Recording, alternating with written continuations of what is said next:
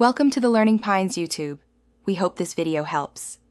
In this video, I will explain how to do Selenium testing. First, ensure you have the Java development kit and an integrated development environment like Eclipse installed. Next, download the necessary Selenium WebDriver libraries and the specific browser drivers for Chrome or Firefox. Finally, configure your project to properly include all these essential dependencies. Now that your environment is set up, let's write your first test. Begin by initializing a WebDriver instance for your preferred browser, such as Chrome or Firefox. Then, use the get method to navigate to the web page you want to test. After the page loads, you'll need to locate specific web elements using strategies like ID, name, or XPath.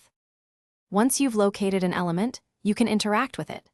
Common actions include clicking buttons, typing text into input fields using send keys, or clearing existing text.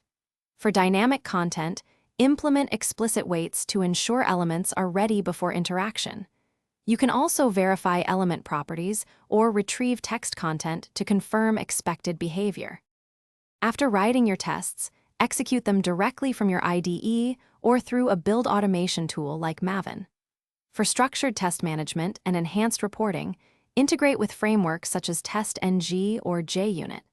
These frameworks help generate detailed reports, providing insights into past, failed, or skipped tests, which is crucial for effective debugging and project oversight. Thanks for watching. Consider subscribing if we helped you.